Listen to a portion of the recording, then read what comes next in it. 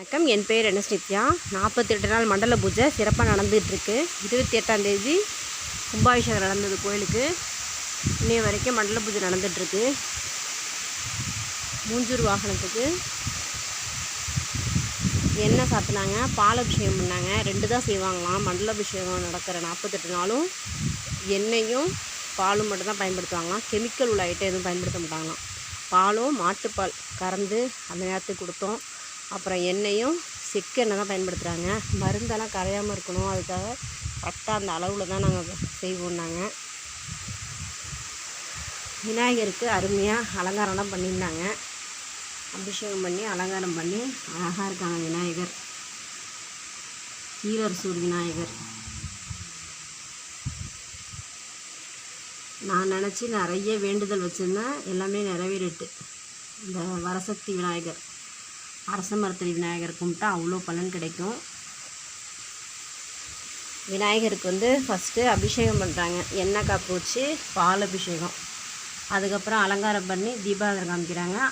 ஐயரே பிரசாதம் எடுத்து வந்துடுறாங்க. வெண்பொங்கல் 48 நாள் வெண்பொங்கல் தான் எடுத்துகிட்டு வருவாங்களாம். அதை நெய்வேத்தியம் பண்ணுறாங்க. இங்கே உபயதாரர்கள் யாராவது இருந்தாங்கன்னா, மண்டல பூஜை பண்ணுறவங்க, அவங்க பிரசாதம் எடுத்துகிட்டு உடனே ஒரு இலை போட்டு அதையும் வாங்கி வைக்கிறாங்க. முக்கியமாக சக்கரை பொங்கல், சுண்டல் கண்டிப்பாக வைக்கணும்னு சொல்கிறாங்க விநாயகருக்கு. கொழுக்கட்டை அது மாதிரி முடிஞ்சவங்க எடுத்துகிட்டு வராங்க. அப்புறம் சில பேர் புளி சாதம், லெமன் சாதம் அது மாதிரிலாம் கொண்டு வராங்க. மோஸ்ட்லி விநாயகருக்கு இனிப்பு பதார்த்தங்கள், கொழுக்கட்டை, சக்கரை பொங்கல், சுண்டல் முக்கியமாக இருக்கணும் அப்படின்னு சொல்கிறாங்க. அவல் பொரி கடலில் வச்சாலும் அதுவும் நல்லது தான் விநாயகருக்குன்னு சொல்கிறாங்க. அதோட விநாயகருக்கு அருகம்புல் மாலை இன்றைக்கி கட்டல. எருக்கம்பூ மாலை, அருகம்பூ மாலைலாம் இடையில பறிச்சு கொண்டு கட்டி போட்டிருந்தோம். இன்றைக்கி அது கிடைக்கல, அதனால் இந்த மலர்களை வச்சு அலங்காரம் பண்ணியிருக்காங்க. மனசுக்கு நிறைவாக இருக்குது.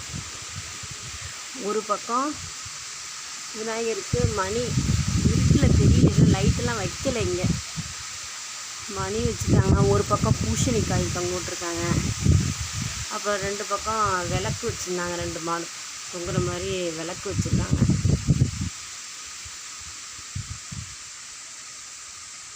ரெண்டு பக்கம் விளக்கு தொங்க விட்டுருக்காங்க. காற்று அதிகமாக இருக்குது, அதனால் விளக்கு ஏற்ற முடியல, உள்ளே தான் ஏற்றிருந்தாங்க. அப்புறம் மணி, அதுக்கு ஒரு பூசணிக்காய். ஒரு சுற்று சுற்றணுமா விநாயகருக்கு, ஒரு சுற்று சுற்றினா போதும்னு சொன்னாங்க. ஒரு சுற்று சுற்றி இந்த குறுக்க யாரும் போகக்கூடாதான். இந்த இடத்துல தான் காலில் விழுந்து வணங்கிட்டு கொஞ்ச நேரம் உட்காரணும் அப்படின்னு சொன்னாங்க.